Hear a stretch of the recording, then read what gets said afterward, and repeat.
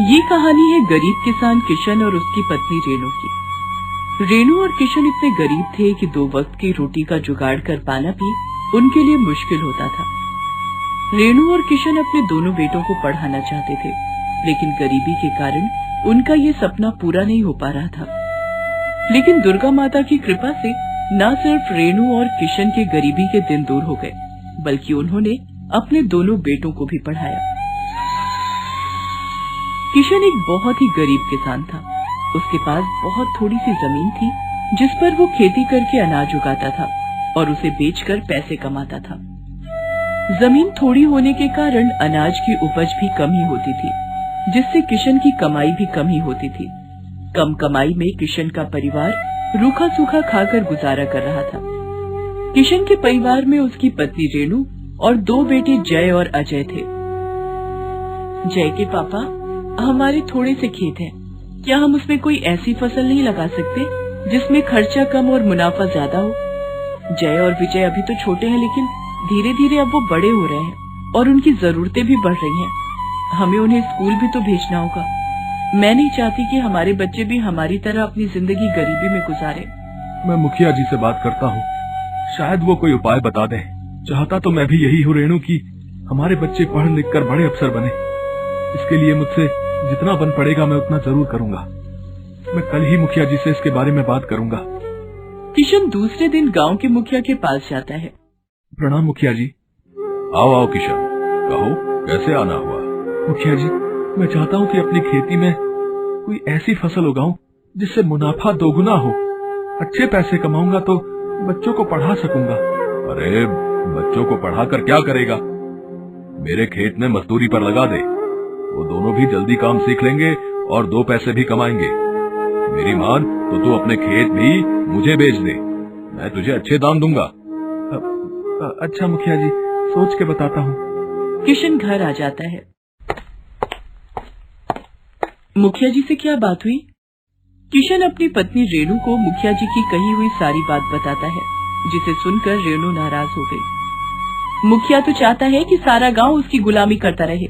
हम अपने बच्चों को उसके खेत में मजदूरी करने के लिए नहीं भेजेंगे। मुझे माँ दुर्गा पर पूरा भरोसा है, वो हमारी मदद जरूर करेंगी। दुर्गा माता बहुत कृपालु है। रेणु माँ दुर्गा की बहुत बड़ी भक्त थी। वो रोज माँ दुर्गा की पूजा किया करती थी।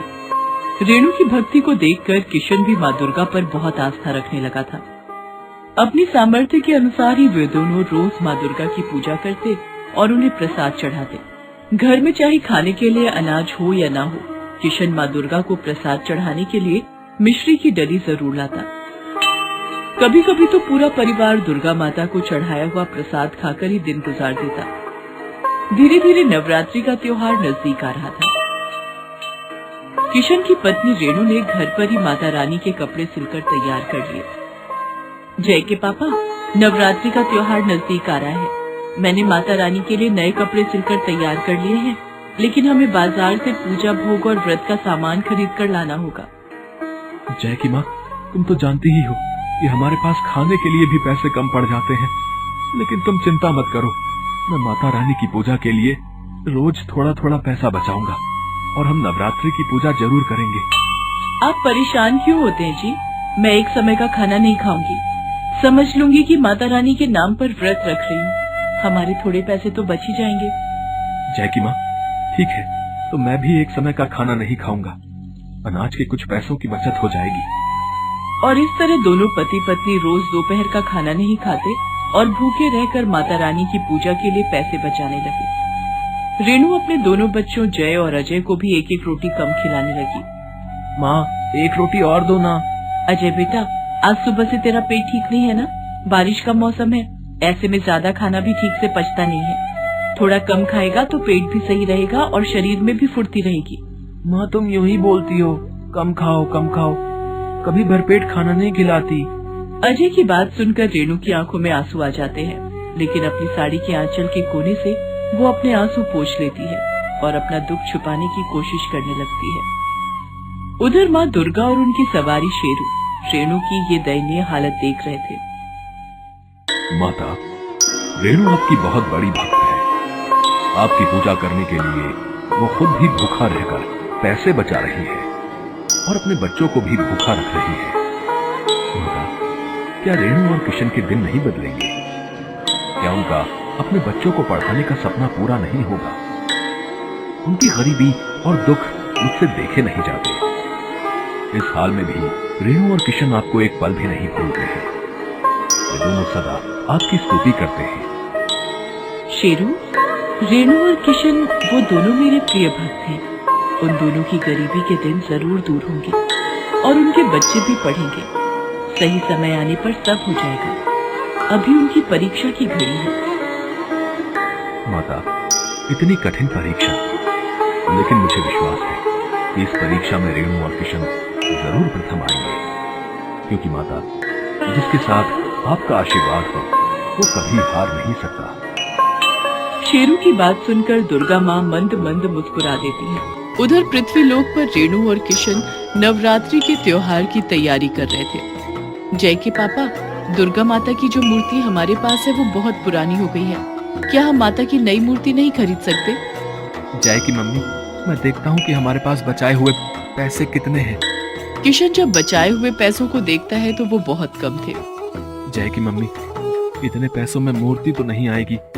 हम माता को भोग लगाने के लिए प्रसाद खरीद लें, वही बहुत होगा। एक एक करके दिन बीत गए और नवरात्रि का त्योहार भी आ गया।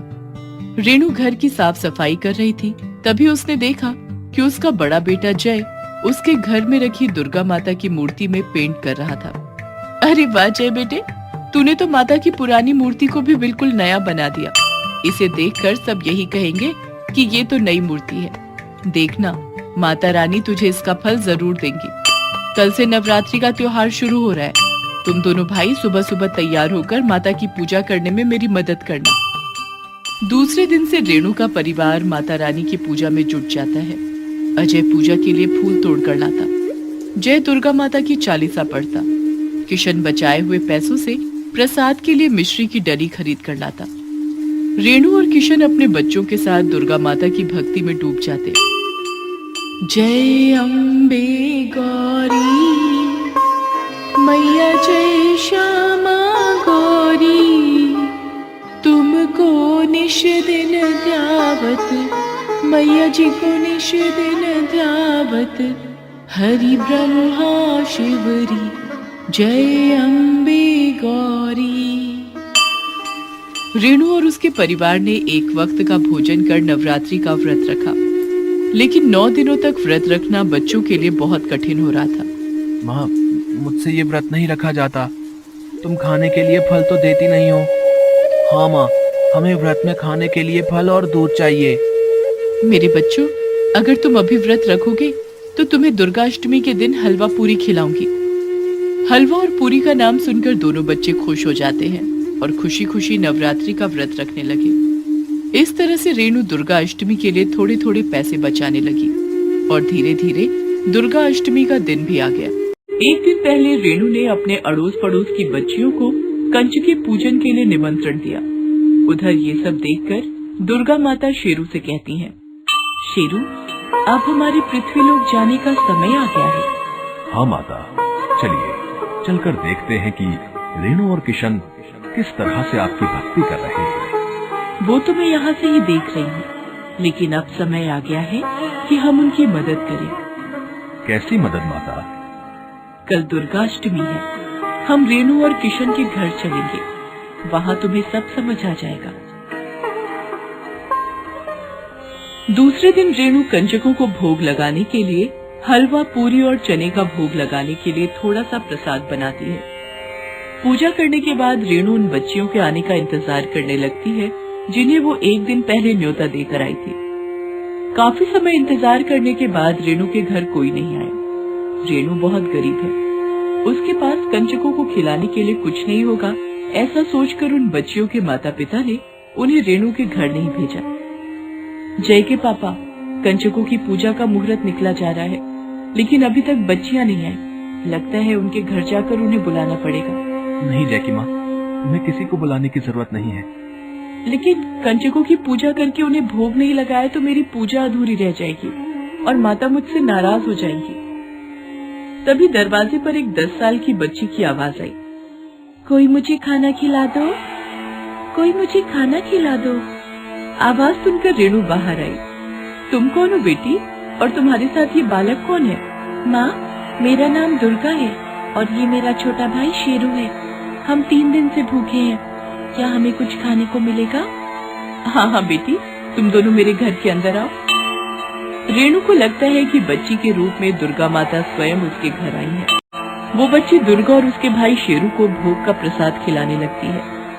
माँ, मुझे और पूरी दो ना, मुझे और भूख लगी है। मुझे भी और पूरी चाहिए और हलवा भी चाहिए। रेणु के पास बहुत कम पैसे थे, उसे कम पैसों में ही कंचकों को प्रसाद खिलाना था, इसलिए उसने 9 कंचकों को खिलाने के हिसाब से 9 पूरियां बनाई थी। लेकिन दुर्गा और उसके भाई शेरू ने 4-4 पूरियां खा ली थी। रेणु ने रसोई में जाकर देखा तो वहाँ सिर्फ 1 पूरी बची थी। रेणु और उसके परिवार के खाने के लिए 4 पूरियां रखी थी, वो भी रेणु ने दुर्गा और शेरू को खिला दिया। माँ, रसोई में प्रसाद खत्म हो चुका है, मुझे भूख लगी है। हाँ माँ, तुमने तो कहा था हमें दुर्गाष्टमी के दिन हलवा और पूरी खाने को मिलेगा, लेकिन तुमने झूठ कहा था। आज भी खाने के लिए कुछ भी नहीं है। माँ, आप रसोई में जाकर देखो, वहाँ भी और भी प्रसाद रखा है। नहीं दुर्गा बेटी, रसोई में प्रसाद खत्म हो चुका है। माँ, आप जाकर तो देखो। दुर्गा के बार बार कहने पर रेणु ने रसोई में जाकर देखा तो वहाँ पतीली भर के हलवा, चने और पूरियां रखी थी। उसे देखकर रेणु हैरान रह जाती है। वो तुरंत दुर्गा और शेरू के पास जाती है और दुर्गा से कहती है, आप कौन हो बेटी? मेरा भंडार भरने वाली आप जरूर माँ दुर्गा हैं। तभी रेणु की छोटी सी झोपड़ी में तेज प्रकाश फैल जाता है और माँ दुर्गा शेर पर सवार होकर प्रकट हो जाती है। अपने सामने साक्षात माँ दुर्गा को देखकर रेणु, किशन और जय विजय हैरान रह जाते हैं। रेणु बेटी, अपने और अपने बच्चों को भूखा रखकर तुमने मेरा प्रसाद बनाने के लिए जो पैसे बचाए थे, मेरे आशीर्वाद से वो पैसे इतने हो जाएंगे कि तुम अपने बच्चों को पढ़ा सकोगी। तुमने खुद भोजन न करके मुझे और शेरू को भोजन कराया है, इसलिए मैं तुम्हें आशीर्वाद देती हूँ कि तुम्हारे घर में अन्न का भंडार कभी कम नहीं होगा। अब तुम्हें और तुम्हारे परिवार को कभी भूखा नहीं सोना पड़ेगा। इतना कहकर माँ दुर्गा अंतर्ध्यान हो जाती है। उसके बाद से रेणु और किशन की गरीबी के दिन दूर हो जाते हैं। बोलो दुर्गा माता की जय, बोलो शेरा वाली की जय।